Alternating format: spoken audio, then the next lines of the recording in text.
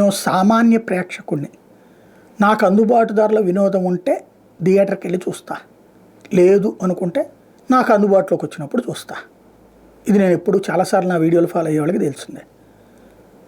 300, 400, 500, 1000 రూపాయలు పెట్టి సినిమా థియేటర్కి వెళ్ళి చూడాల్సిన అవసరం నాకు కనిపించట్లా.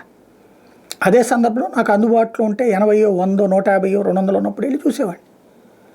ఇక్కడ నాకు తాజాగా కనిపించినటువంటిది గేమ్ చేంజర్ విషయంలో నిన్న ఈ ఓటీటీ ప్లాట్ఫామ్లోకి వచ్చింది. 4 రోజుల క్రితం ఏమో వచ్చింది. నేను చూశాను. ఆదివారం ఖాళీ ఉంది కదా, కొంచెం మధ్యాహ్నం నుంచి మనం ఎక్కువ వీడియోలు చేయం కాబట్టి చూశాను. నాకు అనిపించింది ఏంటంటే, నటనలో సూపర్ పరిపక్వత ప్రదర్శించాడు రామ్ చరణ్. ఒకటి, ఆ నత్తితో ఉండేటటువంటి పాత్రలో అద్భుతంగా తను పండించేశాడు, అనేకంటే జీవించేశాడు తను. అది నెంబర్ 1. నెంబర్ 2 వచ్చేటప్పటికి సినిమా భారీ రిచ్గాను తీశారు. కానీ సమస్యల్లా లాజిక్ లేని మ్యాజిక్లతో నడపటం. పాపం బ్యాడ్ లక్ ఏంటంటే, ఇది ఎలక్షన్స్ ముందు అనుకున్నట్టున్నారు. ఎలక్షన్స్ ముందు అయితే జగన్కి టార్గెట్ చేసేటటువంటి కోణంలో ఉన్నట్టుంది.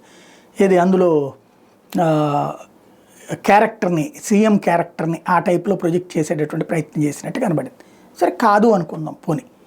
కానీ ఇక్కడ లాజిక్లెస్ మ్యాజిక్ ఏంటంటే, ఒక ఐపీఎస్ అర్జెంటుగా కష్టపడిపోయే ఐఏఎస్ అయిపోతాడు. లవ్వర్ కోసం ఐపీఎస్ ఐఏఎస్ చదవటం, ఇది ఒక ఎబ్బెట్టుగా ఉంది. నెంబర్ 1. నెంబర్ 2, ఐఏఎస్ అయినటువంటి వ్యక్తి అకస్మాత్తుగా సస్పెండ్ అయిపోయి ఆ వెంటనే ఎన్నికల కమిషనర్ అయిపోవడం. ఒక కలెక్టర్గా ఉన్న వ్యక్తి అకస్మాత్తుగా ఎన్నికల కమిషనర్ అయిపోతాడా? ప్రాక్టికల్గా అసలు సాధ్యమయ్యే పనేనా చట్టబద్ధంగా?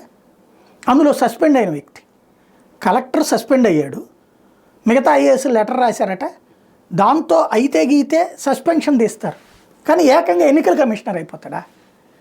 కలెక్టర్ నుంచి చీఫ్ సెక్రటరీ స్థాయి దాకా వెళ్ళినప్పుడు, ప్రిన్సిపల్ సెక్రటరీ స్థాయి దాకా వెళ్ళినటువంటి సందర్భంలో ఇది కుదురుతుంది. చీఫ్ సెక్రటరీ అన్నగారి ప్రిన్సిపల్ సెక్రటరీ స్థాయి వాళ్ళకి ఎన్నికల కమిషనర్ జాబ్ వస్తుంది. అందులో సస్పెన్షన్ అయిన వెంటనే ఆ ప్రమోషన్స్ ఎవడో ఇవ్వడం. ఇంకోటి, ఒకసారి అట్లాంటి వివాదంలో ఉన్న వాళ్ళకి ఎన్నికల కమిషనర్. ఇంకోటి అన్నిటికంటే కీలకమైంది ఏంటంటే, ఎన్నికల కమిషన్ అంటే ఇష్టం వచ్చినట్టు డైరెక్ట్ కేంద్రం నియమించేది. 3 పేర్లను రాష్ట్ర ముఖ్యమంత్రి పంపించాలి. ఓ పక్కన అక్కడ ముఖ్యమంత్రి చనిపోయాడు, ఇప్పుడు వాళ్ళ అబ్బాయి ముఖ్యమంత్రి అవ్వాలనుకుంటున్నాడు. అతను ముఖ్యమంత్రి అయిన 5 నిమిషాల్లో ఈయన ఎట్లయితాడు? ఆయన ముఖ్యమంత్రి అయ్యాక ఎలక్షన్ కమిషన్ సంబంధించి 3 పేర్లు ఇవ్వమని అడగాల, దాంట్లో తీసుకుని నడపాలి. ఇక్కడ ఈలోపు మళ్ళీ ఎలక్షన్ కమిషనర్ నుంచి రిజైన్ చేసేసి ఏకంగా ముఖ్యమంత్రి అయిపోతారు.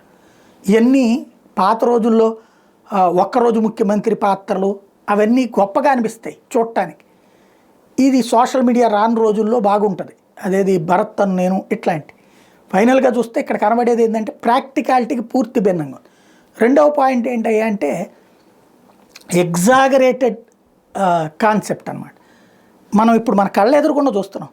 ఐఏఎస్లు ఐపీఎస్లు బతుకులేంటి, అధికార పార్టీలకి తాబేదారులుగా పనిచేయాల్సి వస్తుంది. వాళ్ళకి నిజంగా వాళ్ళని సిన్సియర్గా వాళ్ళ డ్యూటీ వాళ్ళని చేయనిస్తున్నామా?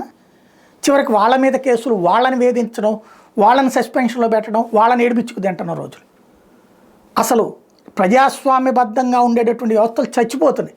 రాజ్యాంగబద్ధ వ్యవస్థలు ఈ అధికార పక్షాల చేతుల్లో నలిగిపోతున్నాయి.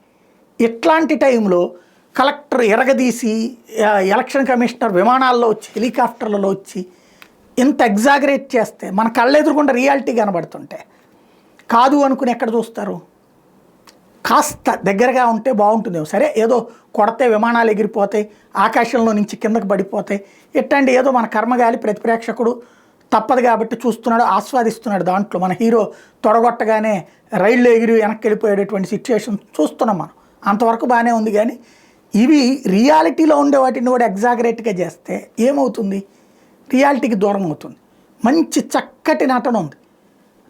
శంకర్ లాంటి వాడికి ఏంటంటే, ఈ ఎగ్జాగరేటెడ్ హీరోయిజం అనేటటువంటిదే చూపెడతా ఉంటాడు. అది ఒకప్పుడు బాగుంది, రోజు రోజు చూసేటప్పటికి బోరు కొట్టేసింది.